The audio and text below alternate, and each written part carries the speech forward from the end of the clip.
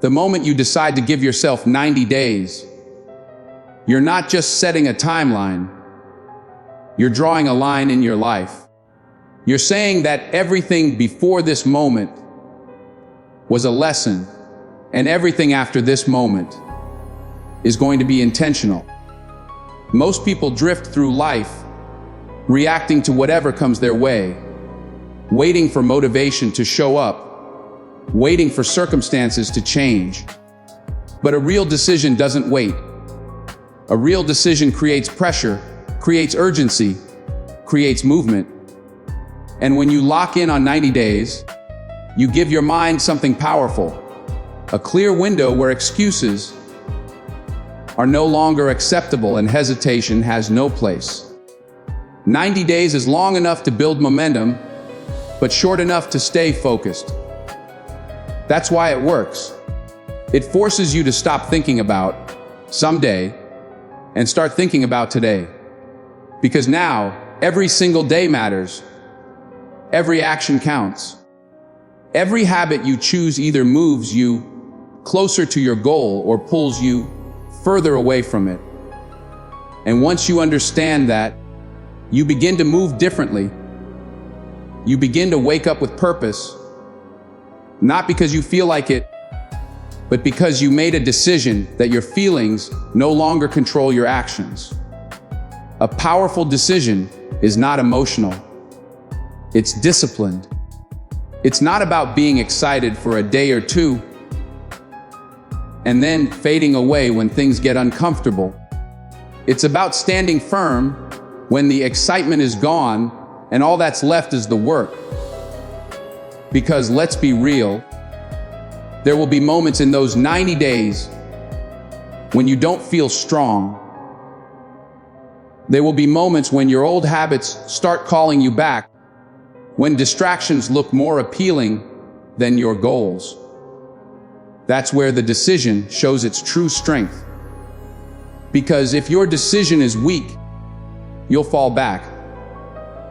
But if your decision is solid, you'll push forward regardless of how you feel. And here's the truth. Your life right now is a reflection of the decisions you've made up to this point. Not your intentions, not your wishes, but your actual decisions. So if you want something different, you have to decide differently. You have to choose growth over comfort, discipline over excuses, action over procrastination. And when you give yourself 90 days, you're not just hoping for change. You're committing to it with everything you've got. This is where clarity begins. Because once the decision is made, confusion disappears. You don't wake up asking, "Should I do this today?" You already know the answer. The decision has been made. Now it's about execution. And that kind of clarity is powerful because it removes the mental battles that slow most people down. Instead of wasting energy debating with yourself, you use that energy to move forward, to take action, to stay consistent. The beauty of a 90-day decision is that it teaches you control. Control over your time, your habits, your focus. It shows you that you don't need perfect conditions to change your life. You just need commitment. Because when you fully commit, you start finding solutions instead of excuses. You start adjusting instead of quitting. You start growing instead of staying stuck. And once that shift happens, something inside you changes. You begin to see yourself differently, not as someone who tries, but as someone who follows through. Not as someone who talks about goals, but as someone who executes. And that identity shift is what makes the 90-day decision so powerful, because it's not just about what you achieve at the end of it. It's about who you become. In the process, motivation feels good, but it's unreliable.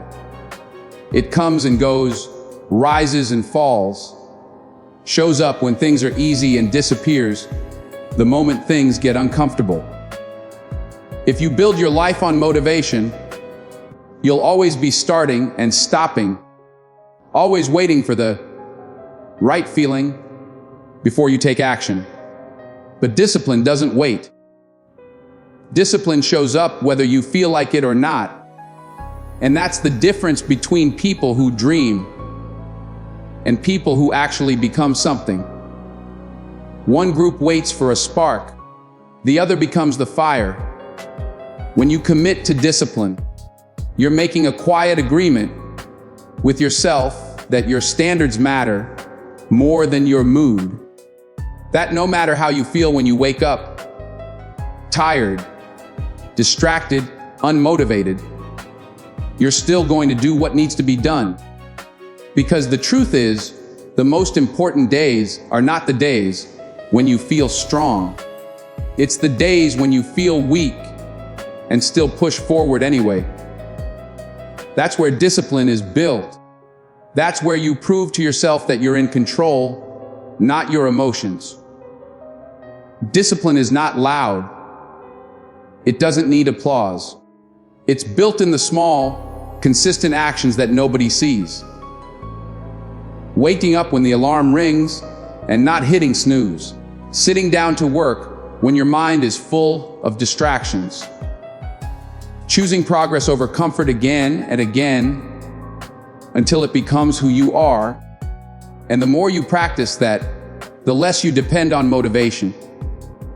You stop asking, "Do I feel like doing this?" and start saying, "This is who I am now."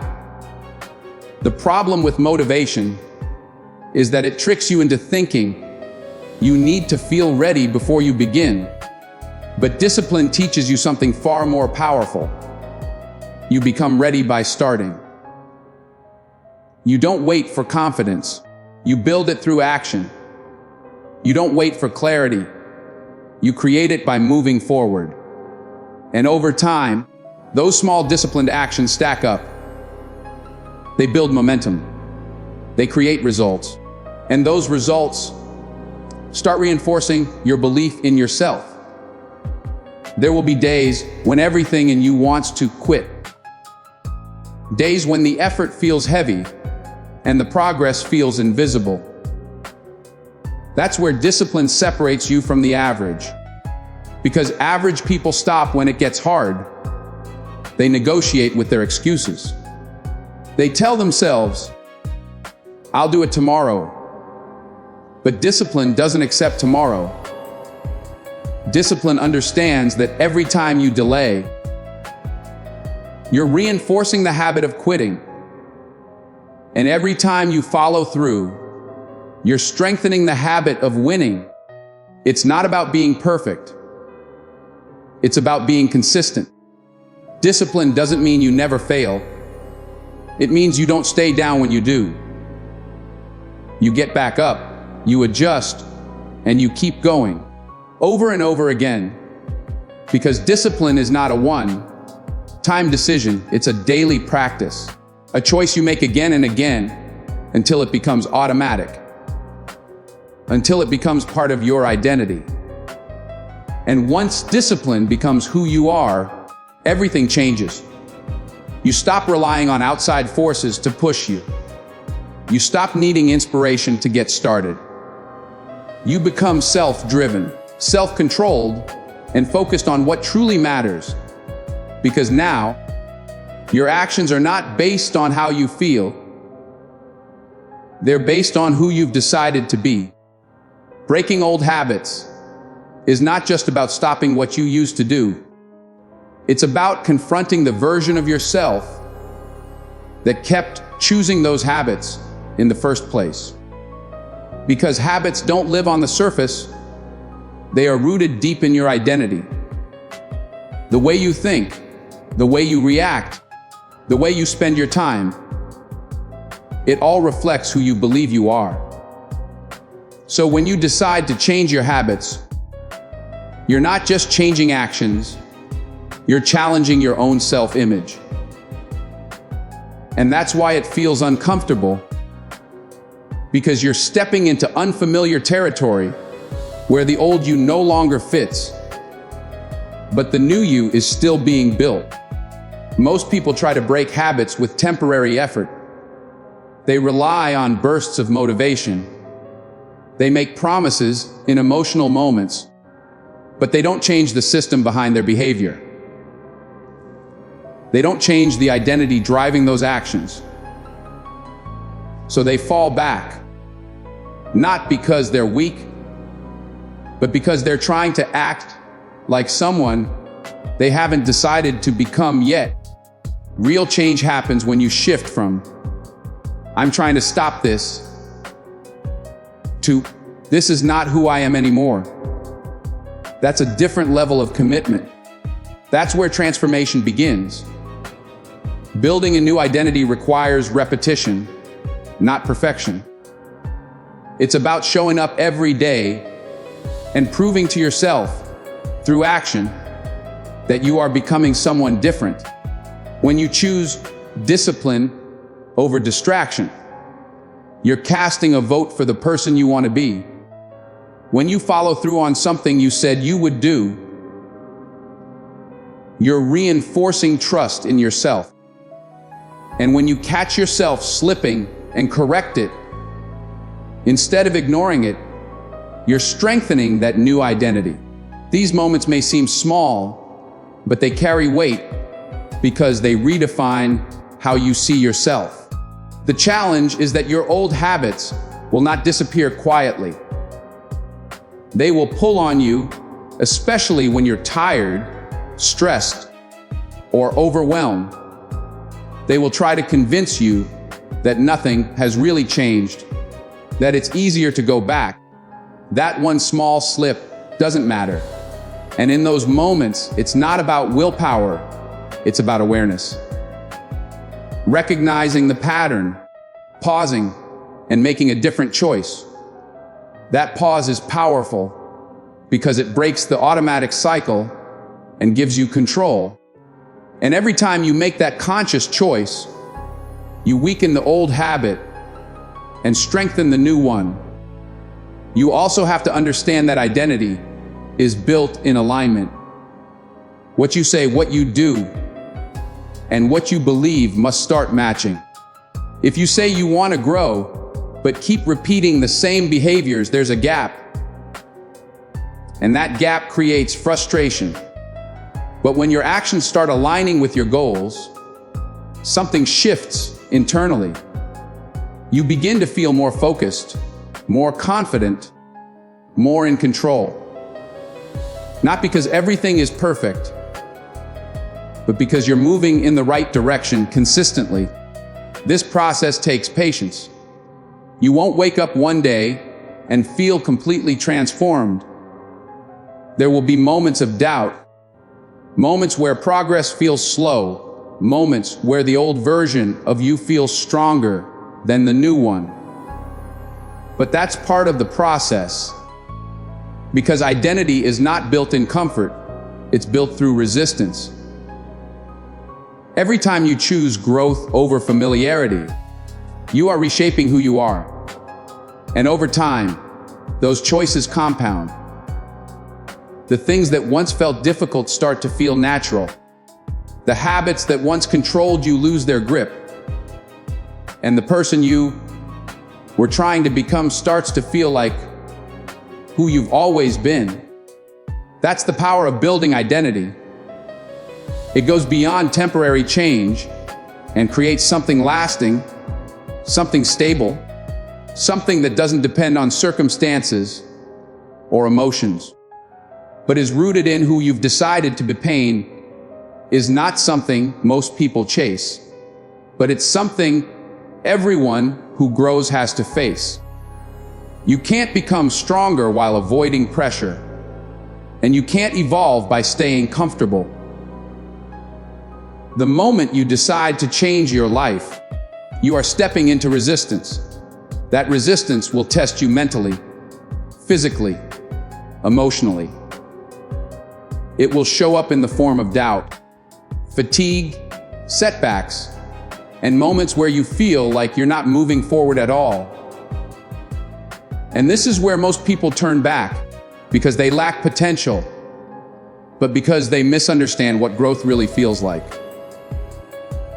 Growth is not smooth. It's not clean. It doesn't feel like progress every day. Sometimes it feels like frustration. Sometimes it feels like pressure building on your shoulders. Sometimes it feels like everything is working against you. But that pressure is not there to break you. It's there to shape you.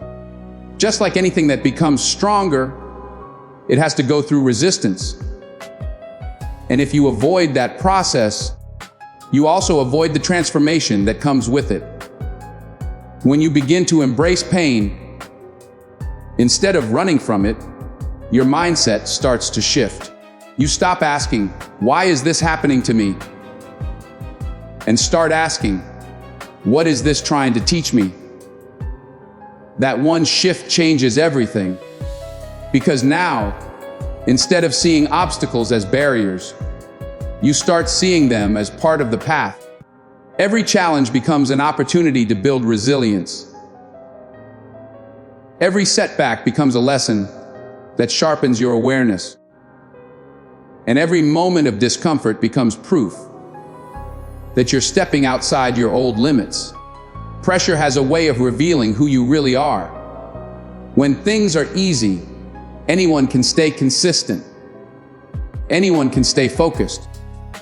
But when things get hard, that's when your character is exposed. That's when your habits are tested. That's when your commitment is either reinforced or broken. And if you can learn to stand strong in those moments, if you can keep moving forward when everything in you wants to stop, you begin to develop a different kind of strength. Not surface level strength, but deep, unshakable resilience. There's also a truth that many people don't want to accept. Pain is temporary, but quitting creates something permanent. The regret of not following through, the frustration of staying stuck, the feeling of knowing you could have done more, that lasts longer than any temporary discomfort you're trying to avoid. So when you're in those hard moments, you have to remind yourself that what you're feeling right now is part of the price of growth.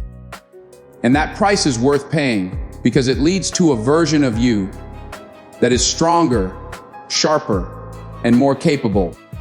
You also begin to realize that pressure is a privilege.